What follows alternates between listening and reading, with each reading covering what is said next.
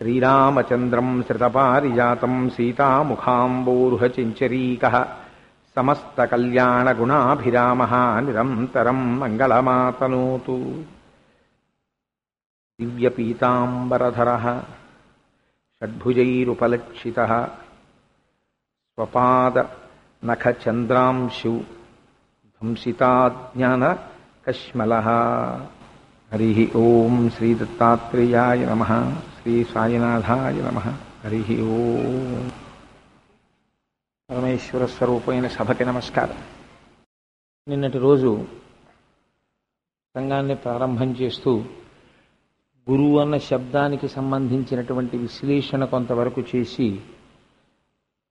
ఆ గురువు యొక్క వైభవం గురించి కొంతవరకు వ్యాఖ్యానం చేసి ఆ శ్రీ గురు చరిత్ర అనబడేటటువంటి 3 పదముల వెనక ఉండేటటువంటి రహస్యాన్ని మీకు తెలియచెప్పేటటువంటి ప్రయత్నాన్ని కొంతవరకు చేసి ఉన్నాను. అయితే మీకు నేను ఒక మాట చెప్పాను. సదాశివ సమారంభాం శంకరాచార్య మధ్యమాం అస్మదాచార్య పర్యంతాం వందే గురు పరంపరాం. భగవంతుడు ఈ ప్రపంచమునందుండేటటువంటి జనుల యొక్క అజ్ఞానమును నివారించడం కోసమని ఒక గురుస్వరూపముగా తాను ఆవిర్భవించాలి అని నిర్ణయం తీసుకున్నప్పుడు ఆ వచ్చేటటువంటి గురువు కర్మ అనుభవించడానికి వస్తున్నాడా, లేకపోతే ఆయన కర్మ అనుభవించడానికి రాకుండా లోకమునకంతటికీ కూడా మార్గమును చూపించడానికి వస్తున్నాడా? ఇది మీరు ప్రధానంగా గమనించవలసినటువంటి ఒక రహస్యం.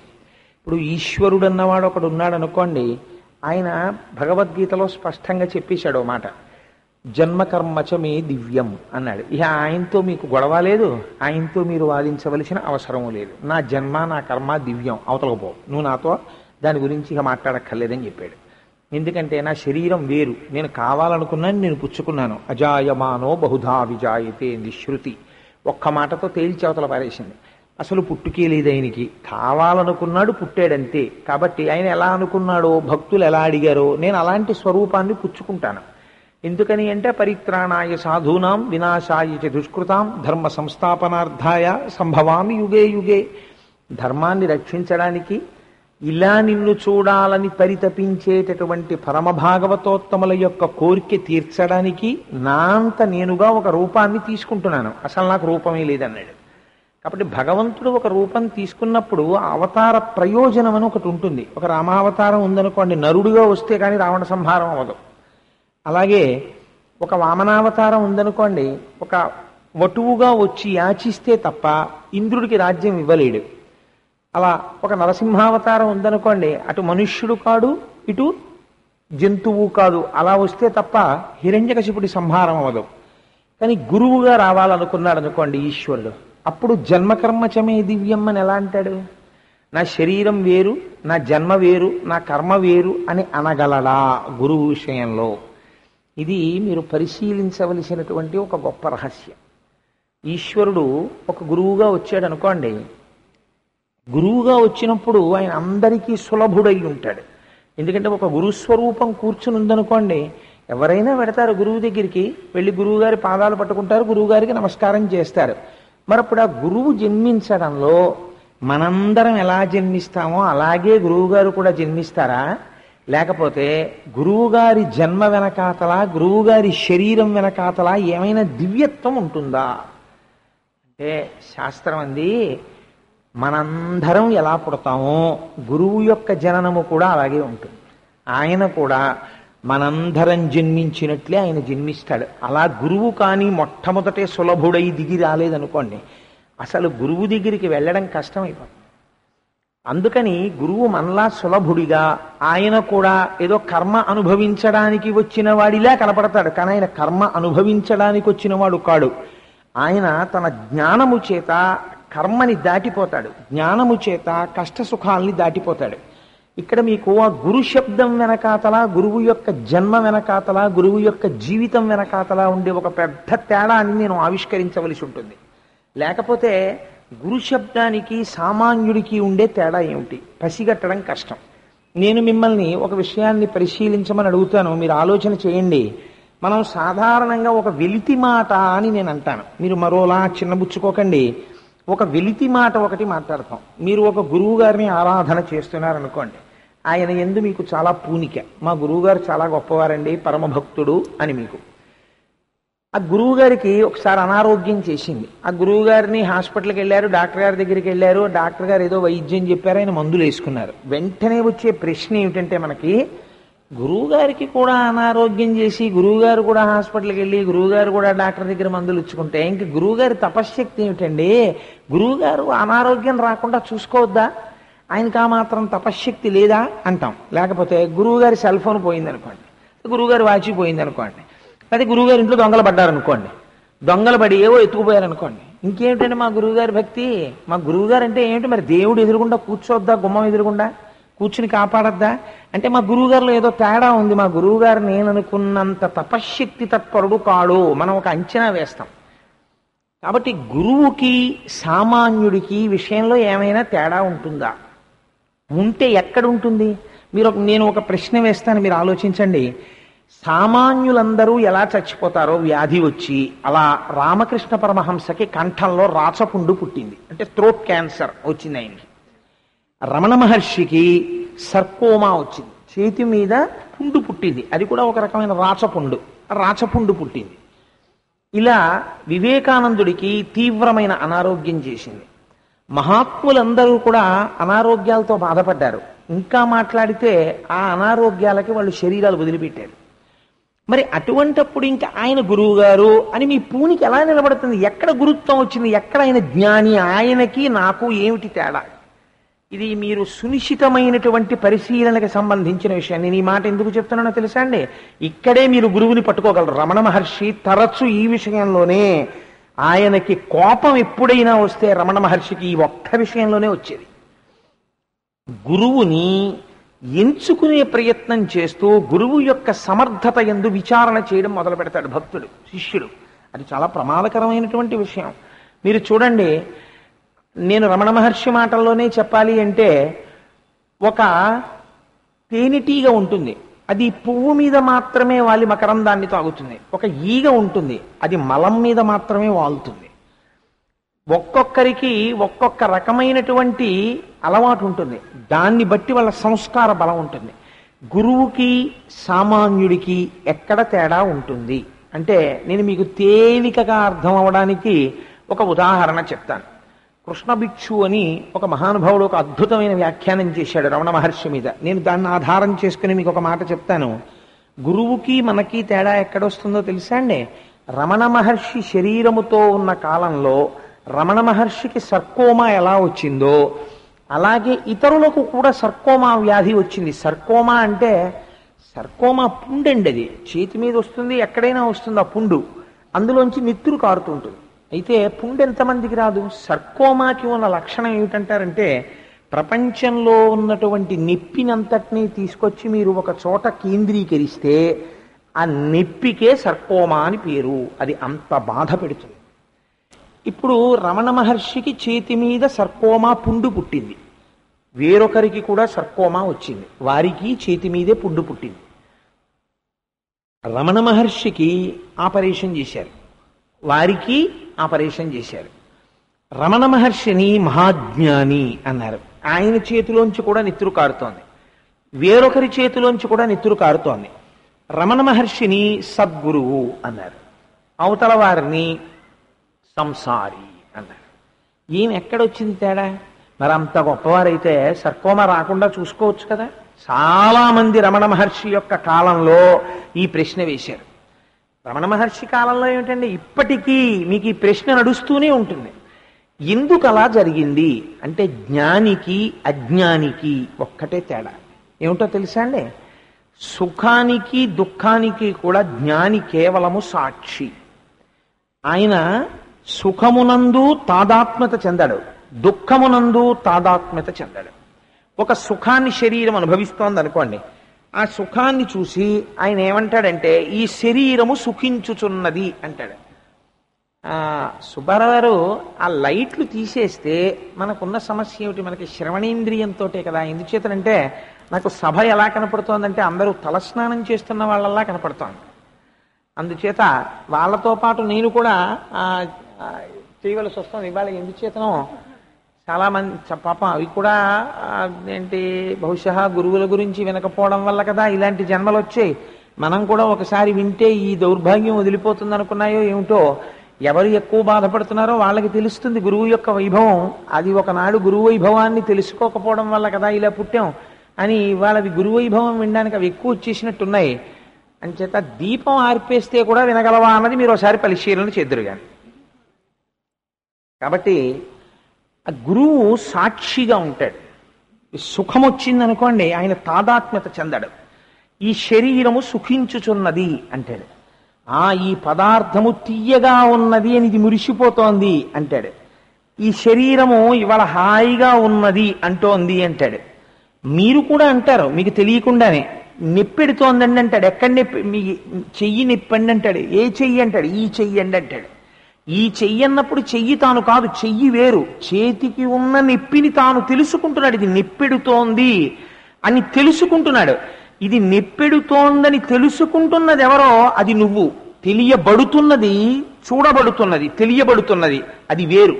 కానీ మనమేమవుతామంటే దీనితో తాదాత్మ్యత చెందుతాం. ఇది నేనని అమ్మో నిప్పెట్టేస్తోంది నిప్పెట్టేస్తోంది నిప్పెట్టేస్తోంది అంటాం. రమణులు సద్గురువు అయ్యారు, బ్రహ్మన్ అయ్యారు ఆయన. ఇందువల్ల ఆయన దీన్ని సాక్షిగా ఉన్నారు. ఓహో ఈ శరీరమునకు ఒక పుండు పుట్టినది, ఈ శరీరము నేను కాదు, నేను కాని దానికి ఒక పుండు పుట్టినది, కాబట్టి నాకేమి బాధ? శరీరాన్ని ఎలా సాక్షిగా చూశానో శరీరానికి ఉన్న పుండుని అలాగే చూస్తున్నాను అన్నారు. ఇలా అందరు అనగలరా? అందరు అనలేరు.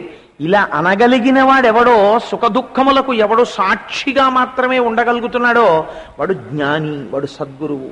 ఇది నోటితో చెప్పినంత తేలిక కాదు, చాలా కష్టం. ఇటువంటి మహాజ్ఞాన సంపన్నుడైనటువంటి గురువు కొన్ని కోట్ల కోట్ల కోట్ల మందిలో ఒక్కడే పుడతాడు. ఎందుకు పుడతాడో తెలుసా అండి? గురువుకి 2 లక్షణాలు ఉండాలి, ప్రధానమైన లక్షణాలు. తాను తరించాలి, విషయమును ముందు తాను బాగా అర్థం చేసుకోవాలి, తను తెలుసుకోవాలి, దాని యందు మనసు రమించాలి. వేరొకరికి బోధ చేసేటప్పుడు ఓష్ ఇంతేనా అన్నంత సులభంగా చెప్పగలగాలి. ఈ 2 లక్షణాలు ఏకకాలమునందు ఉండాలి. చెప్పగలిగి తాను అనుభవించలేకపోయాడు అనుకోండి, అనుభవంలో లేనిది కృతకంగా ఉంటుంది. ఒకవేళ తాను అనుభవించిన దాన్ని చెప్పలేకపోయాడు అనుకోండి, శిష్యులకి అందించలేడు. కాబట్టి 2 లక్షణములు గురువునందు ఉండాలి. ఇంతటి మహాజ్ఞాని పుట్టడం అంటే అంత తేలికగా ఎలా పుడతాడు మీరు ఆలోచించండి. కాబట్టి ఒక గురువు పుట్టడం వరకు ఖాయం, కానీ ఆ గురువు పుట్టేటప్పుడు మాత్రం ఈశ్వరుడు ఒక విచారణ చేస్తాడు. ఏ విచారణ చేస్తాడంటే, ఎవరికి పడితే వారికి ఒక గురువు వారి కడుపున పుట్టేటట్టు అనుగ్రహించవచ్చా? ఎందుకనో తెలుసా అండి? ఒక సద్గురువు కానీ జన్మించాడు అనుకోండి ఒక వంశంలో, ఆయన జన్మించి తన అనుష్ఠాన బలము చేత, తన భక్తి చేత, తన జ్ఞానము చేత ఎందరినో తరింపచేస్తుంటాడు, తాను తరించిపోతుంటాడు. ఈయన చేసినటువంటి పనుల వల్ల పైన ఉన్నటువంటి 7 తరాలు మోక్షం పొందేస్తాయి. ఇప్పుడు ఆ తరాల్లో మహాపాపులు ఉండొచ్చు, కానీ వాళ్ళు మోక్షానికి వెళ్ళిపోవాలి. అలా 7 తరాల్ని మోక్షం ఇవ్వాలి, కింద 7 తరాల్ని రక్షించాలి. ఎందుకని? పైన మహానుభావుడు ఉన్నాడు ఆ వంశంలో, ఆయన్ని చూసి ఆయన కింది తరాల వాళ్ళని చెనకడానికి ఈశ్వరుడు ఒప్పుకోడు, ఊరుకుంటాడు. ఎందుకంటే ఆ వంశంలో పైన ఆయన పుట్టాడు. ఆయన వంశంలో పుట్టిన 7వ తరం వరకు ఏమీ చేయడానికి వీల్లేదు. కాబట్టి ఈశ్వరుడు కూడా మిన్నకుండాలి. కాబట్టి ఎక్కడ పడితే ఎక్కడ, ఎవరికి పడితే వాళ్ళకి అంతటి సద్గురువు పుడతాడా? కష్టం దాన్ని నిర్ధారించడం అనేది శాస్త్రం. ఇక్కడే గమ్మత్తు వస్తుంది. అంచేత సద్గురువు వరకు అంగీకరిస్తారు, ఆయన మహానుభావుడు. కానీ ఆయన మహానుభావుడైనటువంటి ఒక సద్గురువు ఒక దంపతులకి జన్మించాలి. నేను మొట్టమొదటి ఒక మాట చెప్పాను మీకు, మనందరం ఎలా పుడతామో ఆయన అలాగే పుట్టాలి, సద్గురువు కూడా. కానీ పుట్టడానికి వాళ్ళు మోక్షం పొందేస్తారు. ఒక సద్గురువు ఉన్నాడు అనుకోండి, ఆ సద్గురువు తల్లి ఏమీ చదువుకోకపోవచ్చు, తండ్రి ఏమీ చదువుకోకపోవచ్చు, కానీ ఆయన్ని కన్న తల్లి అని ఆవిడికి కూడా మనం నమస్కారం తప్పకుండా చేస్తాం. ఒక భగవాన్ రమణులు ఉన్నారు, వారి తల్లిగారి పేరు అలగమ్మ గారు. అలగమ్మ గారి పేరు మీద మాతృభూతేశ్వరాలయము అని ఒక దేవాలయం ఉంది. ఇప్పుడు ప్రతివారు మాతృభూతేశ్వరాలయంలోకి వెళ్ళి ఒక నమస్కారం చేస్తారు. ఆవిడికి రమణులు ఎక్కడ మోక్షం ఇచ్చారో స్కందాశ్రమానికి వెళ్ళి చూస్తారు. రమణుల తల్లి రమణుల తల్లి అని మురిసిపోతారు. అటువంటి స్థితి ఒక తల్లి ఒక తండ్రి పొంది అంతటి మహాపురుషుడు జన్మించాలంటే ఆ దంపతుల యందు ఏదో ఒక ఉత్కృష్టత ఉండాలి. ఇది ఎక్కడ చేస్తున్నారో వంశంలో అటువంటి వారి యందు ఆ వంశమునందు పుట్టడానికి ఈశ్వరుడు అనుగ్రహిస్తాడు తప్ప అల్లాటప్పాగా ఎవరిని పడితే వాళ్ళని ఎంచుకుని సద్గురువు జన్మించాడు. భగవంతుడు జన్మించవచ్చు, ఒక మినహాయింపు ఉంది. ఈశ్వరుడు అనుగ్రహం కలిగిందనుకోండి, ఆయన అలా చూసి సభలో నేను ఆయన కడుపున పుడతానని అనేస్తాడు అంతే సులభంగా. పరమాత్మ అన్నాడు దశరథ మహారాజు గారి కడుపున పుడతానని.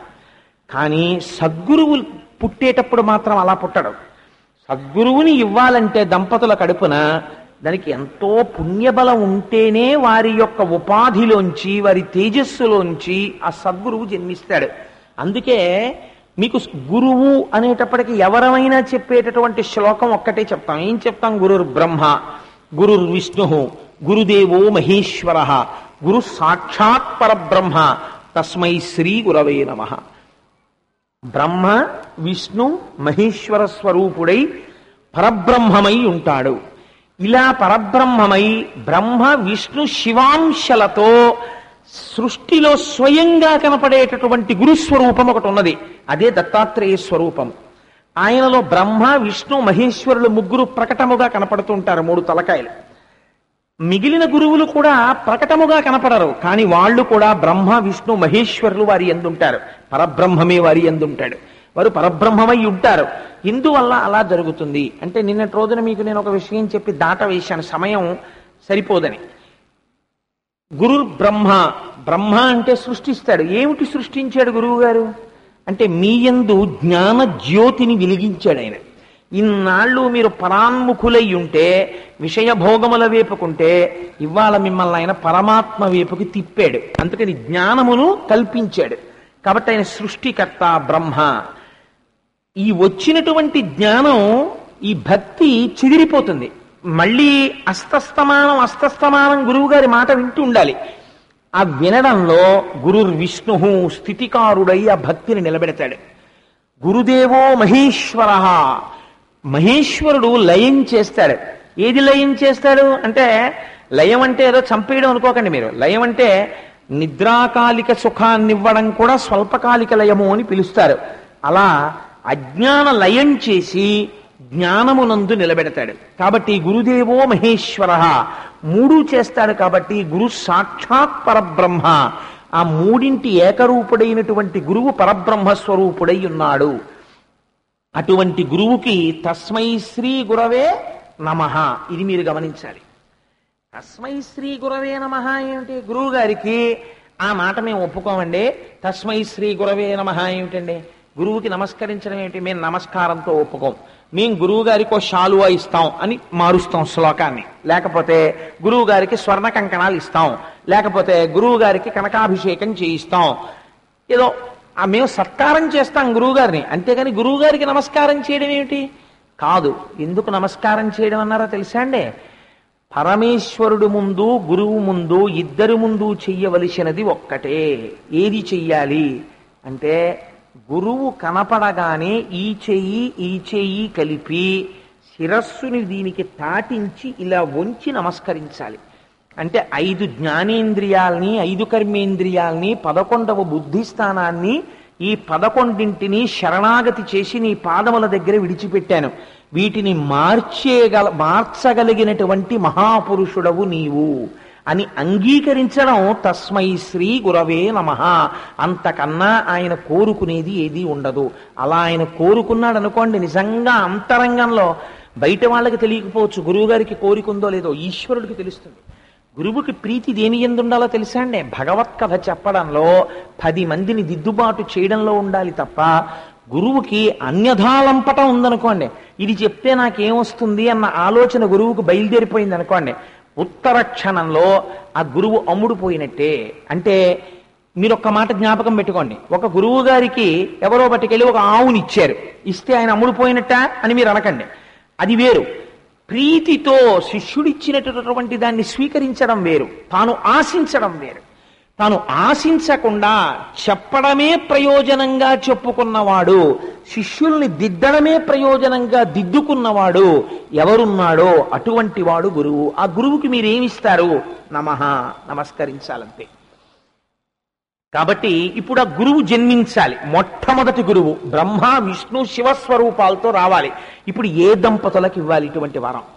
ఇది గొప్ప ప్రశ్న వచ్చింది. ఇలాంటి సద్గురువు మొట్టమొదట సృష్టిలో ఒక దంపతుల కడుపున జన్మించాలి. ఏ దంపతులకు ఇవ్వము అని అడిగారు. అడిగితే చూడండి ఎంత కథ నడిచిందో. ఒక సద్గురు జననం అంటే ఎంత గొప్పగా పడుతుందో. ఇది చరిత్ర అంటే, చరిత్ర అంటే వెనకకి చూడు.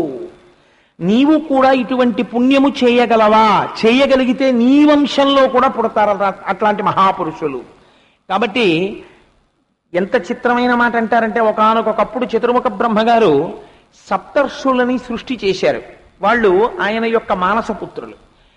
ఋషులను సృష్టించి మీరందరూ కూడా తంతువుని తెంపకుండా ఈ ప్రజోత్పత్తిని చెయ్యండి, అంటే సంతానమును కనండి అని ఆజ్ఞాపించాడు ఆయన. ఆ సప్తర్షులలో అత్రి మహర్షి ఒకరు. ఆయన పేరే చిత్రమైన పేరు. ఆయన పేరేమిటో తెలుసా అండి? అత్రి. అత్రి అంటే ఏమిటి? త్రి అంటే మూడు.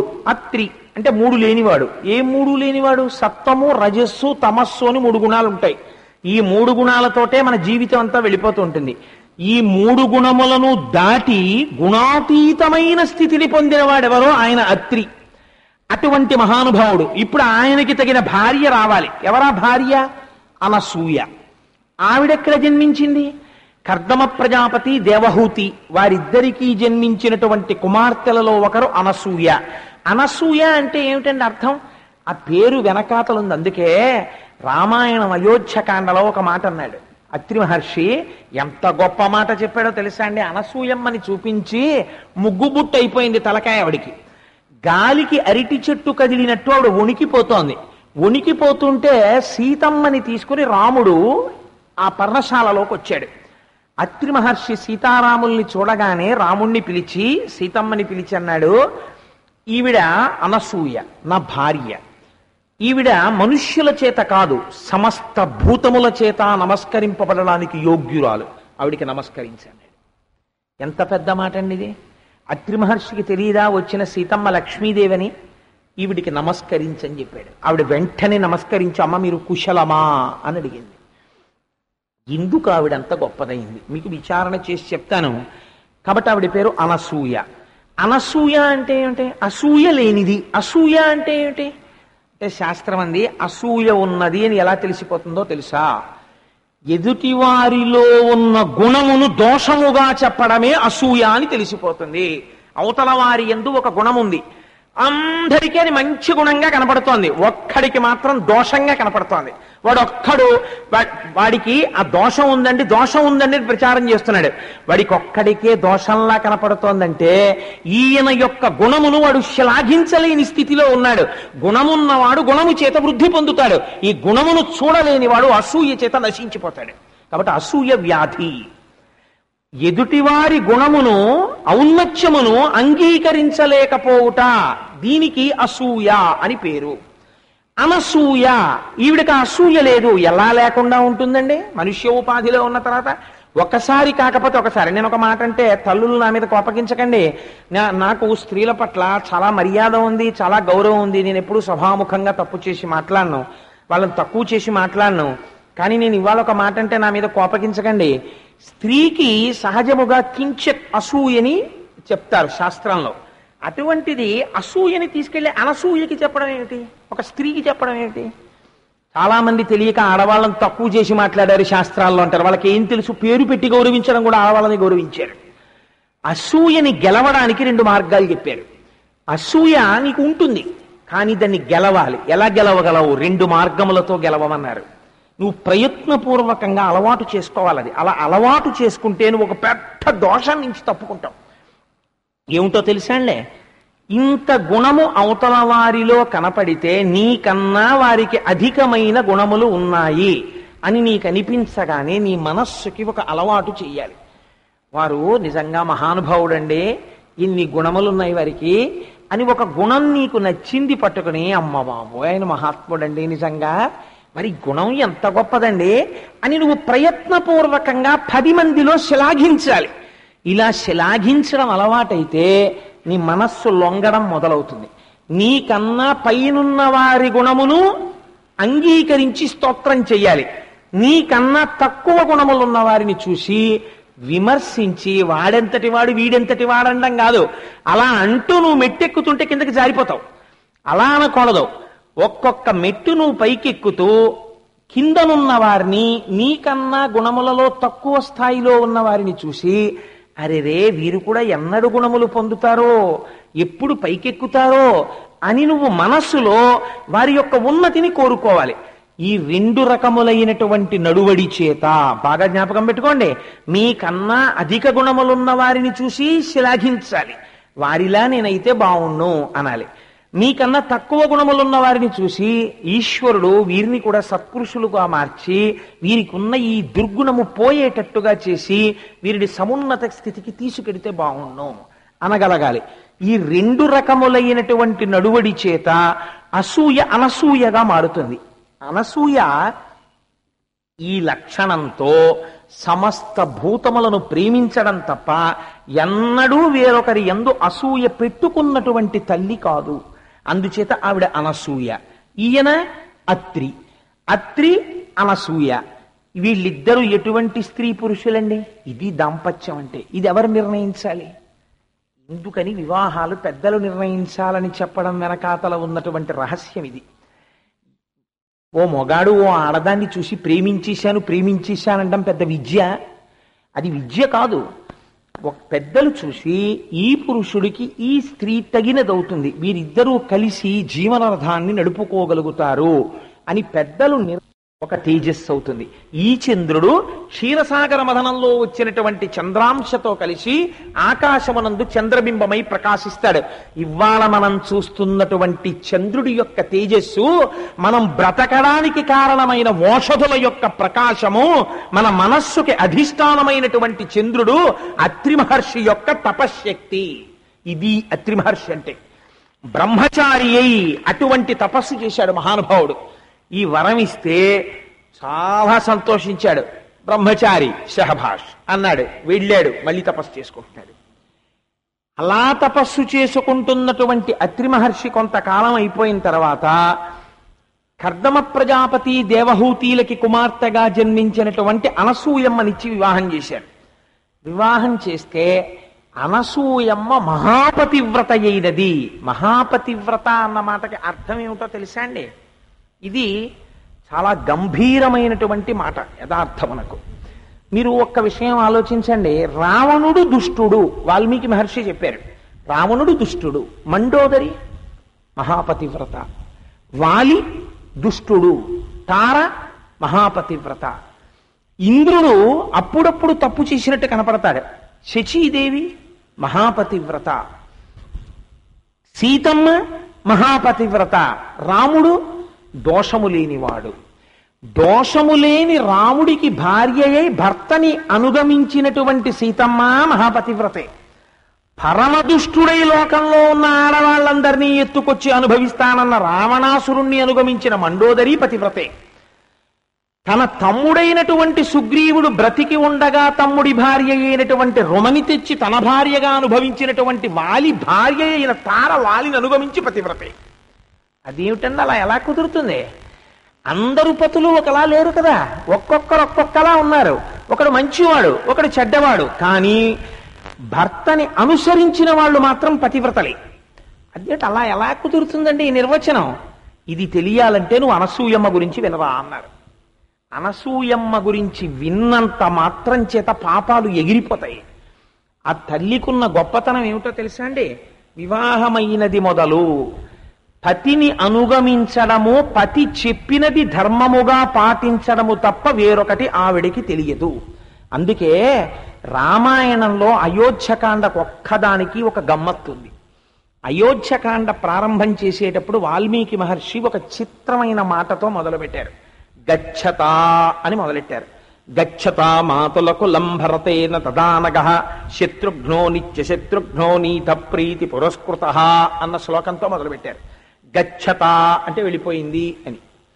వెళ్ళిపోయాడు. అయోధ్యకాండలో అన్నీ వెళ్ళిపోయాయి. అయోధ్యకాండ వరకు అంతఃపురంలో అందరూ కలిసి ఉన్నారు. అయోధ్యకాండ ప్రారంభమయ్యాక అయోధ్యలో ఉన్న సింహాసనం నందిగ్రామానికి వెళ్ళిపోయింది. రాముడు అరణ్యాలకు వెళ్ళిపోయాడు, సీతమ్మ అరణ్యాలకు వెళ్ళిపోయింది, లక్ష్మణుడు అరణ్యాలకు వెళ్ళిపోయాడు, దశరథుడు ఊర్ధ్వలోకాలకు వెళ్ళిపోయాడు. అన్నీ వెళ్ళిపోయాయి. అన్నీ వెళ్ళిపోతాయి ఈ కాండలో అని చెప్పడానికి గచ్చత అని మొదలెట్టారు. ఈ వెళ్ళిపోవడం అనేటటువంటిది ఇంకా శుభంతో మళ్ళీ తిరగాలి. ఎక్కడ తిరగాలి? ఈ కాండ పూర్తి చేసినప్పుడు మళ్ళీ ఎక్కడ పూర్తి చేశారో తెలుసా అండి? అయోధ్యకాండ అత్రి మహర్షి అనసూయమ్మ దగ్గరికి సీతారాముల ఇళ్ళ దగ్గర పూర్తి చేశారు మళ్ళీ.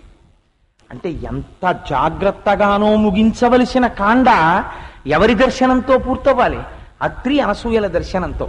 అనసూయమ్మ అత్రి దర్శనానికి సీతారాములు వెళ్ళారు అయోధ్యకాండలో. వెడితే అత్రి మహర్షి సీతారామ లక్ష్మణులకు స్వాగతం చెప్పి మొట్టమొదట ఏం చెప్పాలి? నేను అత్రి మహర్షిని, నేను ఇంత తపస్సు చేశానని చెప్పాలి. అత్రి మహర్షి అలా చెప్పలేదు. ఆయన ఏం చెప్పారో తెలుసా అండి? రామ, తల్లి సీత, ఈవిడ ఎవరో తెలుసా? ఈవిడని అనసూయ అంటారు. ఈవిడ వివాహమైనది మొదలు సర్వకాలములయందు నన్ను అనుగమించడము తప్ప వేరొకటి తెలియదు. భర్త మాట జవదాటకపోవడమే స్త్రీకి పెద్ద ఆచారము. స్త్రీకి అంతకన్నా ఆచారము లేదు. రామాయణం తెలిస్తే చదివితే తెలుస్తుంది. కాబట్టి నన్ను అనుగమించినది అనసూయ, నేనేం చెప్తే చేసింది. కాబట్టి ఇంతటి మహాపతివ్రత ఈవిడి దగ్గరికి వెళ్ళి నమస్కారం చెయ్యి. ఈవిడికి నువ్వు కాదు సమస్త భూతములు నమస్కరించాలి అనసూయకి అన్నారు అత్రి మహర్షి. ఇది ఎవరిచ్చిన సర్టిఫికెట్ అండి? అత్రి మహర్షి 3 గుణములకు అతీతమైన వాడు ఇస్తున్నాడు. మా ఆవిడని చెప్పి సర్టిఫికెట్లు ఇచ్చుకున్నవాడు కాడు అత్రి మహర్షి అంటే. వెంటనే సీతమ్మ నమస్కరిస్తే ఒడిలిపోయి కదిలిపోతున్నటువంటి అనసూయ సీతమ్మ చెయ్య పట్టుకుని లోపలికి తీసుకెళ్లి కూర్చోపెట్టి, సీతా నువ్వు భాగ్యవంతురాలివి అంది. అంటే సీతమ్మ చిరునవ్వు నవ్వింది. ఏమిటి సీతమ్మ భాగ్యం? అప్పుడు రాజ్యమా పోయింది భర్తకి, అరణ్యవాసమా పట్టింది, పుట్టిందా జనకుడి ఇంట్లో, మెట్టిందా దశరథ మహారాజు గారి ఇల్లు, కట్టుకున్నదా రామచంద్రమూర్తిని, ఇప్పుడున్నదా దండకారణ్యంలో, కనీసం భర్త కాళ్ళకి పాదుకలు లేవు. ఇంత పరాక్రమం ఉండి కూడా చేతకాని వాళ్ళ కైకమ్మ వరాలు కోరిందని అరణ్యానికి వచ్చాడు. అరణ్యానికి వస్తే ఆయన వెంట అనుగమించి వచ్చింది. ఈవిడ మనస్సులో భర్త చేతకానివాడు, తెలివి తక్కువవాడు అన్న భావన ఉన్నదా? భర్త పరమధర్మాత్ముడు అన్న భావన ఉన్నదా? ఎన్ని పూజలు చేస్తే ఎవడికి కావాలి, ఎన్ని పునస్కారాలు చేస్తే ఎవడికి కావాలి? భర్త ఎడ్డెం అంటే భార్య తెడ్డెం అంటుంది. ఆవిడ దృష్టిలో ఎప్పుడూ భర్త చేతకానివాడే. అది చిల్లుకుండలో పోసిన నీరు ఆ ఉపాసన. కాబట్టి ఇప్పుడు ఏమైంది అంటే సీతమ్మని అందుకుని ఈ ప్రశ్న వేసింది అనసూయమ్మ, నువ్వు భాగ్యవంతురాలివి. సీతమ్మ నవ్వింది. ఆవిడకి అర్థమైంది. ఏమనాలి వెంటనే సీతమ్మ? ఏమిటమ్మా మీరు కూడా అలా అంటారు? ఏముందమ్మా మాకు భాగ్యం, క్షత్రియులం, ఎక్కడో ఉండవలసిన వాళ్ళం, కందమూలాలు తింటూ అడవిలో తిరుగుతున్నాం. ఇప్పుడు పాపమ్మ ఆయనకి ఏం లేదమ్మా అనాలి కదా. చిరునవ్వు నవ్వి ఆవిడంది, అవును నాకన్నా భాగ్యవంతురాలెవరు అంటే ఇప్పుడు అనసూయమ్మంది, నీ స్వజనాన్ని, నీ ఐశ్వర్యాన్ని, నీకున్న సమస్తాన్ని, నీ పుట్టింటి వారిని కూడా విడిచిపెట్టి ఇంత గొప్ప భర్త అని భర్తలో ఉన్న సుగుణమును మాత్రమే దర్శనము చేసి భర్త వెంట వచ్చావు. నిజంగా రాముడు అన్నీ సుగుణాభిరాముడు. ఆయన వెనక చూద్దామంటే ఏం దుర్గుణాలు లేవు, కానీ చూడాలనుకున్న వారికి కనపడవండి దుర్గుణాలు. నిజంగా సీతమ్మ భార్యా కోణంలోనే చూసింది అనుకోండి, ఏమిటండి మీ చేతకాంతనం, ఎందుకంటే విశ్వామిత్రుడి దగ్గర వశిష్ఠుడి దగ్గర నేర్చుకోవడం అవన్నీ. ఒక అస్త్రం వేయలేదు, ఓ శస్త్రం వేయలేదు. మీ నాన్నగారేమో మీ పిన్నికి ఇచ్చేట వరాలు, మీరేమో సత్యవాక్య పరిపాలన అని వచ్చేసారా? ఎందుకండి కష్టాలు ఇవన్నీ? ఏ రాక్షసుడో గుట్టుకుని నన్ను మింగేస్తే మీ కళ్ళు చల్లపడతాయి, నేరకపోయి చేసుకున్నాను. ఎందుకు వచ్చినట్టు మీదిలో ఎందుకు ఎత్తినట్టు శివధనస్సు? నా కర్మ కొద్దీ వచ్చారు మీరు అనాలి. ఒక మాట ఆవిడ అలా అన్నట్టు రామాయణంలో నాకు చూపించండి. అలా అనలేదు కాబట్టే సీతమ్మ మహాపతివ్రత అయింది. ఒక స్త్రీ స్థాయి ఎటువంటిదో మీరు ఆవిడ నడువడి బట్టి, ఆవిడ మాట్లాడే మాటల్ని బట్టి మీరు చెప్పేయచ్చు. ఎన్ని పూజలు చేసినా, ఎంత గొప్ప ఇంట్లో పుట్టినా, తానెంత గొప్పదాన్నని ఆవిడ అనుకుంటున్నా ఆవిడ తన భర్త పట్ల ప్రవర్తించే ప్రవర్తన గీటురాయి. వాలి ధూర్తుడని తెలుసు తారకి, మహాపతివ్రత అయింది. రావణుడు ధూర్తుడని తెలుసు మండోదరికి, మహాపతివ్రత అయింది. రావణుడు నాశనం అయ్యాడేమో, మండోదరి మహాపతివ్రతగానే నిలబడిపోయింది.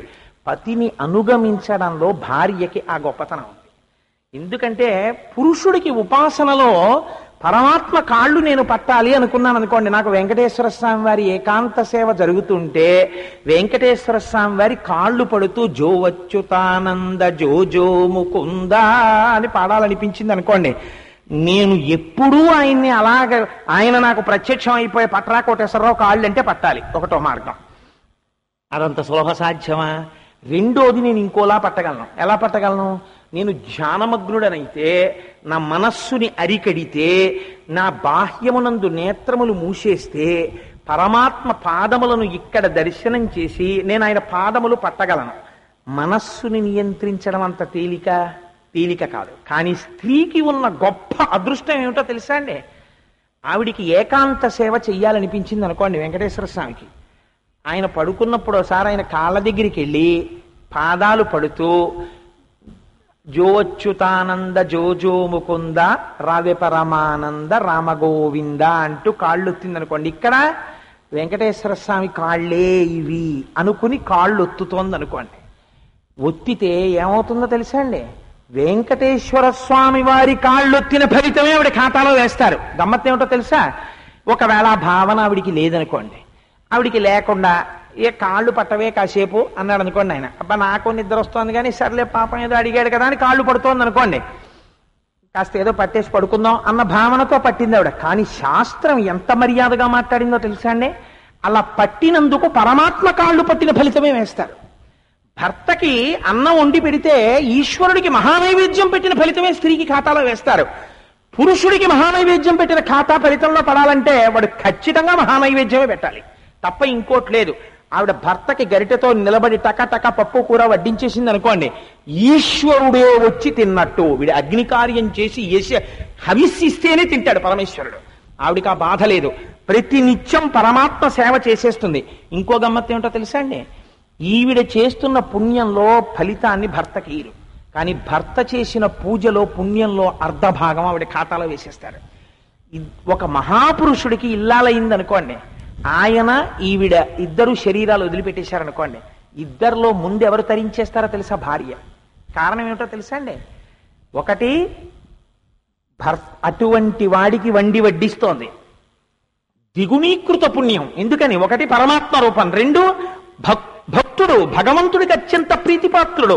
ఆయనకు వండి పెట్టినందుకు భార్య అయినా సరే ఆయన పొంగిపోతుంటాడు, వీడికి అన్నం వండి పెడుతోంది ఇది అని. కాబట్టి ద్విగుణీకృత పుణ్యం. దీనికి తోడు తాను చేసుకున్న పుణ్యం, తను ఎప్పుడో గోవింద అందనుకోండి, ఆ పుణ్యం ఆవిడదే. కాబట్టి ఇప్పుడు ఏమైంది? ఈయన పుణ్యంలో సగం ఆవిడ చేసుకున్న పుణ్యం కలిపి ఆవిడ ఖాతాలో ఉంటాయి, ఈయన చేసుకున్న పుణ్యంలో సగమే ఈయన ఖాతాలో ఉంటుంది. ఇద్దరు శరీరాలు పడిపోయేటప్పటికి ఆవిడ ఖాతాలో ఎక్కువ ఉంటుంది, ఈయన ఖాతాలో తక్కువ ఉంటుంది. కాబట్టి ఏది అదృష్టం? అందుకే 7 తరాలు చూసి ఒక మంచివాడి చేతిలో ఆడపిల్లని పెట్టడానికి కారణం అది. భక్తుడైన వాడికి ఇస్తారు పిల్లని తీసుకెళ్ళి, ఎందుకని తరింప చేస్తాడు తన కూతురునని చెప్పి. అంతేకాని వేరొకటి ఆ ప్రమాణము కాదు. కాబట్టి చూడండి ఎంత గమ్మత్తో, అత్రిని అనుగమించినది అనసూయ. అంతే ఆవిడ పాతివ్రత్యం, అంతే మహాపతివ్రత అయిపోయి కూర్చుంది ఆవిడ. ఇప్పుడు ఆవిడ ఏం చేసింది పాతివ్రత్యంతో అంటే మీకు ఒక గమ్మత్తు చెప్తాను. అత్రి మహర్షి అన్నారు, ఒకానొకప్పుడు 10 సంవత్సరములు కాటకం వచ్చింది ప్రపంచం అంతా. ఎటువంటి కాటకమో తెలుసా? చెట్లు పుట్టలు అన్నీ కూడా తమంత తాము కాలిపోయాయి, అంత వేడి పుట్టేసింది ప్రపంచంలో. అప్పుడు ఈ అనసూయమ్మ ఏం చేసిందో తెలుసా? సీత, నన్ను అనుగమించినటువంటి పాతివ్రత్య బలంతో గంగా నదిని ప్రవహింపచేసినది ఇంకిపోకుండా. చెట్లని మూలములను నిలబెట్టి అవి చచ్చిపోకుండా నీరు లేకుండా బ్రతికించి పళ్ళు పండించి జనులను కాపాడినది. అది అనసూయం అంటే. ఇంత శక్తి ఎక్కడి నుంచి వచ్చిందో తెలుసా? నన్ను అనుగమించడంలో వచ్చింది. అటువంటి మహాపతివ్రత సేవించావిండి అన్నాడు. ఏమిటండి అలా అంటున్నారు? అనలేదు రాముడు. సేవించు సీత అనసూయమ్మని అన్నాడు. ఆ అనసూయమ్మంది చూసి, ఓ సీతమ్మ, నువ్వు ఎంత భాగ్యం భాగ్యవంతురాలివి. పతిని కట్టుకున్నందుకు సదాచారమేమి? భర్త మాట వినడమే.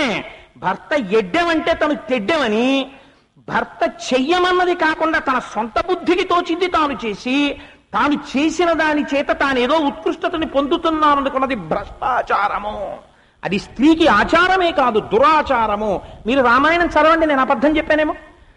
అనసూయమ్మ చెప్పింది సీతమ్మ తల్లితో, నేను భర్తని అనుగమించాను, నువ్వు భర్తని అనుగమించి వస్తున్నావు. సీత కొందరు స్త్రీల యందు మనస్సులో వారికి తెలియకుండానే కామమోహితులవుతారు. కామం అంటే తుచ్చ కామమే కామము కాదు, మేము చాలా గొప్ప పనులు చేస్తున్నామన్న విర్రవీగు ఉంటుంది. ఆ విర్రవీగు చేత వారు చేసే పని ఏమిటో తెలుసా? భర్త యందు తృణీకార భావం ఏర్పడుతుంది.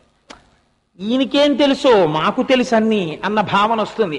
ఈ భావన ఉన్నవారు ఎటుపోతున్నారో తెలుసా? అధపాతాళములకు వెళ్ళిపోతున్నారు. నిరంతర భర్తృ నిరసనము జరుగుతోంది, ఈశ్వర ధిక్కారము. అందుచేత మహాపాపాన్ని మూట కట్టుకుంటున్నారు. భర్తని అనుగమించిన వారు ఊర్ధ్వలోకములకు వెళ్ళిపోతున్నారు. సావిత్రిలా నువ్వు నీ భర్తని అనుసరించి వచ్చావు సీతమ్మ, నీ పాతివ్రత్యానికి నేను పొంగిపోతున్నాను, ఏది 4 మాటలు నువ్వు మాట్లాడు అంది. ఎంత గొప్పగా అడిగిందో చూడండి ఆవిడ. అంటే సీతమ్మ అంది, అమ్మా నీవు చెప్పిన విషయములు నాకు కూడా తెలుసు తల్లి. నా తల్లి వివాహము చేసేటప్పుడు అగ్ని కార్యంలో నన్ను పక్కన కూర్చోబెట్టుకుని ఈ విషయాలే చెప్పింది అంది. తల్లి, ఆడపిల్లని కన్న తల్లి కన్యాదానం జరిగేటటువంటి సమయంలో మీ అత్తగారిని ఇలాను, మీ మామగారిని ఇలాను, మీ ఆయన్నిలా లొంగ తీసుకో, మీ అత్తమామల నుంచి కొడుకుని వేరు చేయి, అల్లుడు మన ఇంటికి రావాలి, మనం అల్లుడిని గౌరవించకూడదు, వాళ్ళ తల్లి తండ్రి ఏమైపోతే మనకెందుకు, ఈ దిక్కుమాలిన కబుర్లు కాదు ఆడపిల్ల తల్లి చెప్పవలసింది. అత్తవారింటి వైభవాన్ని నిలబెట్టు, నీ భర్త మనస్సుని చూరగొను, ఆయన వెనక అనుగమించు. నీకు ఇవాల్టి నుంచి ప్రత్యక్షమైనటువంటి దైవము తండ్రితో సమానం మామగారు. నీ తండ్రిని ఎలా గౌరవిస్తావో మామగారిని అలా గౌరవించు, నన్ను ఎలా గౌరవిస్తావో నీ అత్తగారిని అలా గౌరవించు అని. అన్నిటికన్నా పెద్దది ఆచారము అన్న మాటకు ఒక్కటే అర్థము, నీ భర్త మాటయే నీకు ఆచారము. ఆయన ఏది చెప్పాడో అది నువ్వు చేయడమే నీకు ఆచారం, అంతే, వేరొకటి ఆచారము లేదు స్త్రీకి. కాబట్టి నీ భర్త మాటని తిరస్కరించి నువ్వు సదాచారంలో ఉన్నానని మాత్రం అనుకోకు అని ఈ మాటలు మా అమ్మ కూడా చెప్పిందమ్మా నాకు అగ్ని కార్యంలో. అయినా తల్లి అనసూయమ్మ, నేను ఒక మాట చెప్తాను విను. పురుషుడు దుర్మార్గుడై, ఇంద్రియలంపటుడై, చేతకానివాడై, భార్యని విడిచిపెట్టి తిరిగేటటువంటి దుర్మార్గుడై, అటువంటి వాణ్ణి కూడా అనుగమించినటువంటి స్త్రీ గొప్పదేమో. సకల లక్షణ లక్షితాంగుడై, అమృతము వంటి హృదయము కలిగిన వాడై, పరమ నెమ్మది కలిగిన వాడై, ధర్మాత్ముడై, ఎప్పుడూ నాయందు మనస్సున్నవాడైనటువంటి నా భర్త మాట నేను వినడంలో గొప్పతనమే ఉందమ్మా అని అడిగింది. పొంగిపోయింది అనసూయమ్మ. సహబాష్ సీతమ్మ, ఏమి మాట్లాడావు, స్పష్టంగా మాట్లాడావు. నీ పాతివ్రత్యానికి నేను పొంగిపోతున్నాను, అందుకే నీకేమిస్తున్నానో తెలుసా? ఇవిగో పట్టుబట్టలు, ఇవి నలగవు. ఇవిగో అంగరాగములు, అంగరాగములు అంటే ఫెయిర్ అండ్ లవ్లీ లాంటి క్రీమ్స్. ఈ క్రీమ్స్ ఇవి రాసుకుంటే ఎంతకాలానికి సువాసన వస్తూనే ఉంటుంది. ఇవిగో నీకు కొన్ని నగలు ఇస్తున్నాను, ఈ నగలు ఎప్పటికీ ప్రకాశవంతంగానే ఉంటాయి. కొన్ని పువ్వులు ఇస్తున్నాను, ఈ పువ్వులు వాడవు. ఇవి పెట్టుకుని నువ్వు ఎవరి దగ్గరికి వెళ్ళాలో తెలుసా? నేటి రాత్రి రాముడి దగ్గరికి వెళ్ళు. లక్ష్మి చేత శోభింపబడిన శ్రీ మహావిష్ణువులా నిన్ను చూసి రాముడు సంతోషించాలి, వెళ్ళండి అంటే. నేను సభాముఖంగా ఇలా చెప్పానని మీరు అనుకోకండి. అమ్మ ఋష్యాశ్రమంలో ఇప్పుడు అర్ధరాత్రి వేళని నీ పట్టు చీర కట్టుకుని అంగరాగాలన్నీ రాసుకుని పువ్వులు ఎట్టుకుని నేను రాముడి దగ్గరికి వెడితే బాగుంటుందా? ఇప్పుడు వద్దులేండి అని అనలేదు సీతమ్మ. ఆచారం అంటే ఇది. భర్త మనస్సు రంజిల్లేటట్టుగా ప్రవర్తించడం కన్నా ఆచారమే ఉందండి. వెంటనే కట్టుకుంది అంతే ఆవిడ. ఇన్ని పెట్టుకుని సిగ్గుపడుతూ వెళ్ళి రామచంద్ర ప్రభు దగ్గర నించింది. ఆయన చూసి, సీత నువ్వు గొప్పగా సమ్మానింపబడ్డావు, ఏమిటివన్నీ అని అడిగారు. అనసూయమ్మ తల్లి నాకిచ్చి ఇప్పుడే కట్టుకుని రాముడి మనసు సంతోషించేటట్టు వెళ్ళి నిలబడు అంది. వచ్చి నిలబడ్డాను. అత్రి అనసూయల ఆశ్రమానికి వెళ్ళినందుకు నువ్వు పొందవలసిన దానని పొందావు. అందుకే స్త్రీ సదాచారమునకు సంబంధించి అనసూయమ్మ రామాయణం అయోధ్యకాండలో ఏది చెప్పిందో అది ఇప్పటికీ సుప్రీంకోర్టు తీర్పు. అందుకే పాతివ్రత్యానికి అనసూయమ్మని చెప్తారు. దత్తాత్రేయుల వారు కొడుగ్గా పుట్టాడంటే ఏం ఉట్టినే పుట్టేయలేదు. అనసూయమ్మకి ఆవిడ పాతివ్రత్యం అంటే ఏమిటో చూడండి. ఇది ఆవిడ పాతివ్రత్యం. సమస్త కాలమునందు పతిని అనుగమించింది. ఒకసారి అడిగింది భర్తని. అందుకే స్త్రీకి ఒక లక్షణం ఉంటుంది. ఒక వ్రతం చెయ్యాలనుకోండి, భర్త పాదాలకి నమస్కరించి ఆయన చెయ్యమన్నదే వ్రతం. కైలాస గౌరి నోము అన్నీ తీసుకొచ్చి పీటలకు వెళ్ళే మీద కూర్చునే ముందు భర్తకి నమస్కరించి, మీ అనుమతితో నేను కైలాస గౌరి నోము చేసుకుంటున్నాను, మీరు నాకు అనుమతి ప్రసాదించండి అని అడగాలి. షహబాష్, చేసుకో చక్కగా అని ఈయన అనాలి. ఈయన వెర్రి వెటకారాలు తగ్గించుకోవాలి, కాస్త ఎప్పుడు ఎలా మాట్లాడాలో నేర్చుకోవాలి. అంటే ఆవిడ వెళ్ళి చక్కగా పీటల మీద కూర్చుని చేస్తే అప్పుడు పూర్ణ ఫలితం వస్తుంది. భర్త అనేటటువంటి వాడు చిటికిన వేలు పట్టుకున్నది భార్యను ఉద్ధరించడానికి తన నడువడి చేత. అంతేకాని భార్యని కూడా కూపములోకి లాగేయకూడదు. ఆవిడికి సంస్కారం ఉన్నా పాడి చేసేస్తే ఎలాగా? ఆవిడ సంస్కారమును నిలబెట్టాలి, ద్విగుణీకృతం చెయ్యాలి. భర్త కూడా తన ప్రయత్నం తనకుండాలి. అందుచేత ఆ సీతమ్మకి ఆనాడు మహాతల్లి చెప్పింది. ఏమని చెప్పింది? ఆవిడ చెప్పినటువంటి మాట ఏది ఉన్నదో అది శిలాశాసనము. ఎప్పటి నుంచి? ఆనాటి నుంచి ఈనాటి వరకు స్త్రీ నడువడికి ఇదే గీటురాయి. ఆవిడ తపస్సు చెయ్యాలనుకుంది. ఎవరిని అడిగిందో తెలుసా అండి? అత్రి మహర్షిని అడిగింది. నేను తపస్సు కూడా చేద్దాం అనుకుంటున్నాను, చెయ్యనా అని అడిగింది. ఆయన అన్నాడు, సంతోషం, చెయ్యి కొంతకాలం అన్నాడు. ఎన్నాళ్ళు చేసిందో తెలుసా అండి? 10,000 సంవత్సరములు తపస్సు చేసింది. అది అనసూయమ్మ అంటే. అటువంటి తల్లి ఆ అనసూయమ్మ ఒక మాట అంటుంది. నువ్వేం చెయ్యాలో తెలుసా? నువ్వు సభతృతస్య సహధర్మచారిణి. నీకు ధర్మం అంటే ఏమిటో తెలుసా సీత? ఎప్పుడూ భర్తతో అనుగమించి ఆయన చెప్పినట్టు చెయ్యడమే నీకు గొప్ప ధర్మము. ఈ ధర్మము నుండి ఎన్నడూ వైక్లభ్యమును పొందకు. అలా ఉండడం చేత ఏమవుతుందో తెలుసా? యశస్య ధర్మస్య తతః సమాప్స్యసి. దాని చేత కీర్తి, దాని చేతనే ధర్మము, ఈ రెండూ కూడా పూర్ణమవుతాయి. ఈ విషయంలో వచ్చే వైక్లభ్యము రెండిటిని పాడు చేసేస్తుంది. పెద్దలు కీర్తించరు ఆ నడుబడిని. రెండు, ఆ నడుబడి చేత ధర్మముతో ఉన్నామని అనుకుంటారు, కానీ ధార్మికము కాదు, శాస్త్రం అంగీకరించలేదు. ఇందాకనే చెప్పాను, వెదురు బుట్టలో నీరు పోసి పక్కింటికి తీసుకెడదాం అనుకోవడం. వెదురు బుట్టలో పోసి నీళ్ళు ఎలా ఉంటాయండి? భర్త చెప్పిన మాట వినకుండా నువ్వు చేసిన ఎన్ని సదాచారములు నిలబడేవి కావు. ఆయన మనస్సు ప్రీతి పొందనప్పుడు నీ నడువడి ఎటువంటిదైతే ఎవడికి కావాలి? దాన్ని పెద్దలు శ్లాఘించరు, తిరస్కరిస్తారు దాన్ని. కాబట్టి ఏమైపోయింది అంటే, ఈ కారణము చేత ఆనాడు అనసూయమ్మ చెప్పిన మాటలే ఈనాటికి శిరోధార్యములై ఉన్నాయి. అందుకే పూర్వం రామాయణం చదవండి అనేవారు. రామాయణం ధర్మశాస్త్రం, రామాయణం చదివితే తెలుస్తుంది ఎలా బ్రతకాలో. ఆనాటికి ఏమిటండి, ముందు నుంచి సీతమ్మ నడువడి వలననే రామచంద్రమూర్తికి గౌరవం కలిగింది. కాబట్టి అటువంటి అనసూయమ్మ ఒకానొకప్పుడు ఒక చిత్రమైనటువంటి సంఘటన జరిగింది. ఒక తల్లి, ఒక మహాపతివ్రత, ఆవిడికి ఒక భర్త ఉండేవారు కాశ్యపుడు అని. ఆ భర్త తెల్లవారితే సూర్యోదయం అయితే మరణిస్తాడు అని ఆయనకు ఒక శాపం వచ్చింది. ఆ శాపం ఇవ్వడంలో ఉన్న ఆశ్చర్యకరమైన విషయం చూడండి. కోపం వచ్చినవాడు వెంటనే ఏదో చెప్పాలి.